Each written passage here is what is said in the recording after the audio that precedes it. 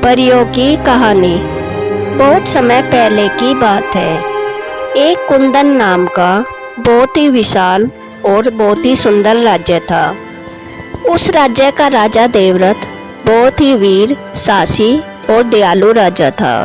राजा देवव्रत की रानी दुनिया की सबसे सुंदर स्त्रियों में से एक थी।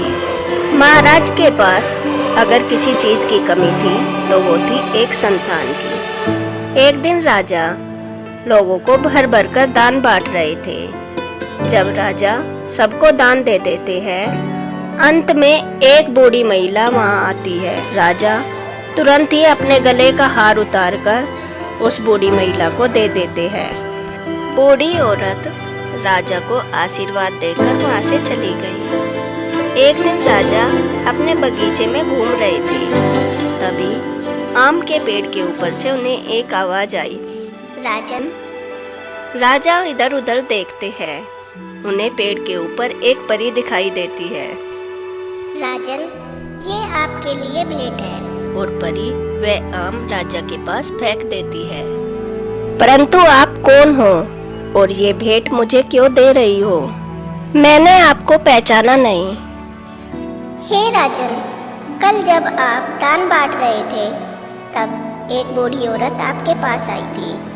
तब आपके पास दान खत्म हो गया था और आपने अपने गले का हार उतारकर उस बूढ़ी औरत को दे दिया था। वह बूढ़ी औरत मैं ही थी।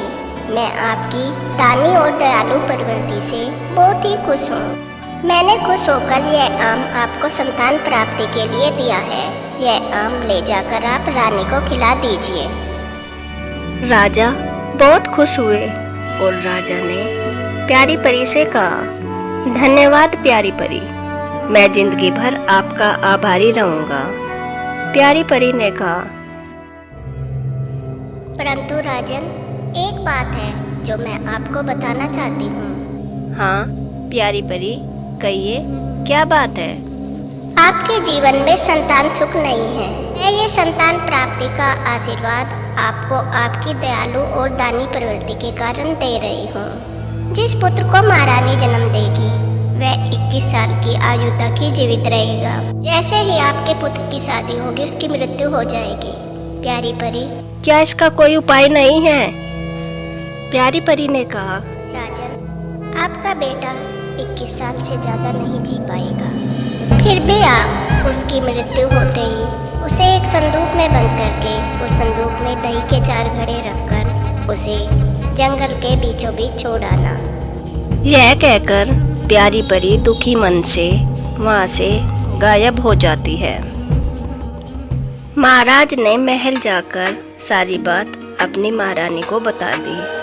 महारानी ने आम खाने के 9 महीने पश्चात एक बहुत ही सुंदर पुत्र को जन्म दिया। कुमार के पैदा होने की खुशी में राजा ने एक बहुत बड़ा जश्न रखा। जश्न के बाद राजकुमार का नाम सूरज रखा गया। जब सूरज 21 साल का हो गया तो राजकुमार के विवाह के प्रस्ताव आने लगे। राजा ने राजकुमार की शादी एक बुद्धिमान लड़की से करवा दी। कुछ ही दिनों बाद प्यारी परी की बात सत्य हो गई।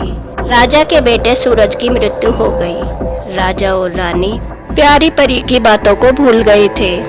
जब राजा राजकुमार सूरज के अंतिम संस्कार के लिए बढ़ने लगे तब उन्हें प्यारी परी की बात याद आई। तुरंत ही राजा ने सैनिकों को एक बड़ा सा संदूक लाने का आदेश दिया। सैनिक एक बड़ा सा संदूक लाए और उसमें राजकुमार सूरज को लिटाया और राजा ने उसमें 4 दही के घड़े रखवाए। उसके बाद महाराज ने अपने सैनिकों की मदद से उस संदूक को जंगल के बीचों बीच रखवा दिया। जंगल से लौटने के बाद महाराज का मन किसी भी चीज में नहीं लगा। कुछ समय बाद सूरज की पत्नी अपने मायके चली गई। राजकुमार सूरज की मृत्यु को 1 साल बीत गया था। सूरज की पत्नी दामिनी के घर एक गरीब आदमी खाना मांगने के लिए पहुंचा। दामिनी ने उस आदमी को बहुत अच्छे से खाना खिलाया। खाना खाने के बाद उस आदमी ने हाथ धोने के लिए अपना हाथ बढ़ाया। उसके हाथ में दामिनी ने सूरज की माला देखी। दामिनी ने उस गरीब आदमी से पूछा, आपको यह चैन कहाँ से मिली? यह चैन मेरे पति की है। मेरे पति को मरने के बाद जंगल में एक संदूक में रखा गया था। वह गरीब आदमी राजकुमारी की बात सुनकर बहुत घबरा जाता है। हाँ, यह चैन मैं जंगल के बीचों बीच उसी संदूक से उठाकर लाया हूँ। मुझे आप वहाँ तक ले जाइए। वह एक भयानक जंगल है, मैं आपको वहाँ तक नहीं ले जाऊँगा। अगर आप चाहो तो मैं संदूक से थोड़ी दूरी तक आपको छोड़ सकता हूँ। और वह आदमी दामिनी को संदूक से कुछ दूरी पर छोड़कर चला जाता है। फिर दामिनी अकेली अपने पति के संदूक को ढूंढने के लिए निकल पड़ी। वहां जाकर उसने कुछ अजीब सी चीजें देखी। उस संदूक के पास बहुत सारी परियां थी। दामिनी पेड़ के पीछे छुपकर सब देखने लगी। इन्हीं ने देखा कि सारी परियों के बीच में से एक बहुत ही सुंदर परी आई और उसने संदूक में से एक लकड़ी निकालकर एक सूरज के सिर के पास रखी और एक पैरों के पास रखी। तभी राजकुमार संदूक से बाहर आ गया और परियों ने उसे फल खिलाया और तुरंत ही संदूक में वापस रखकर उसे बंद कर दिया। परियों के संपर्क में आते ही दामिनी पहले से और ज्यादा सुंदर हो गई और फल फूल खाकर उसी जंगल में कई दिनों तक सब देखती रही। एक दिन दामिनी ने भी संदूक खोलकर प्यारी परी की तरह लकड़ी की स्थिति को बदला और तभी सूरज संदूक से बाहर आया। सूरज ने जैसे ही अपनी पत्नी को देखा वह हैरान हो गया।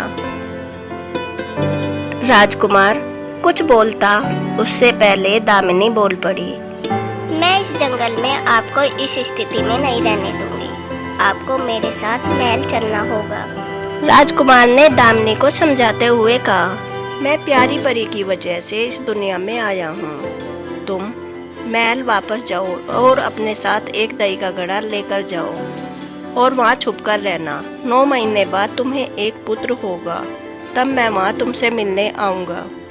अब तुम लकड़ी की स्थिति बदलकर पहले की तरह मुझे संदूक में जाने दो। दामिनी ने अपने पति के कहे अनुसार किया। पहले राजकुमार को संदूक में बंद किया, फिर दही का एक घड़ा लेकर रूप बदलकर महल में गई और दामिनी ने रानी को चिट्ठी लिखकर महल में रहने के लिए जगह मांगी। रानी ने दया करके महल में उसे रहने के लिए एक कमरा दे दिया।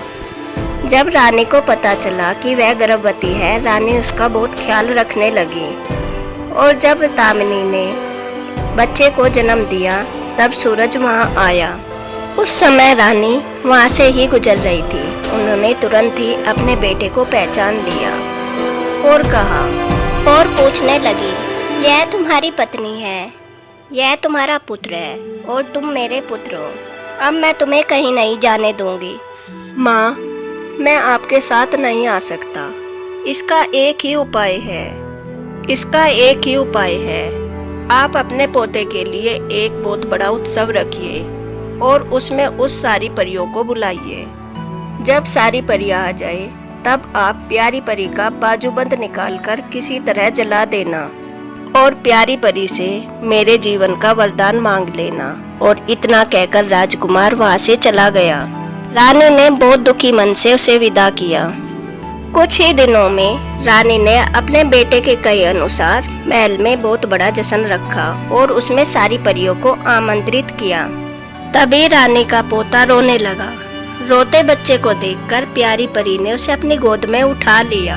तभी रानी ने प्यारी परी से कहा, देखिए न, इसे आपका बाजूबंद कितना पसंद आ गया है। तभी तो इसने आपके पास आते ही रोना बंद कर दिया। आप कुछ देर के लिए खेलने के लिए इसे अपना बाजूबंद दे देगी। परी ने तुरंत ही उतारकर अपना बाजूबंद उस बच्चे को दे दिया। महारानी ने मौका देखकर वह बाजूबंद उठाकर आग में डाल दिया। प्यारी परी ने अपना बाजूबंद जलते देखकर महारानी से पूछा, महारानी, आपने क्या अनर्थ कर दिया?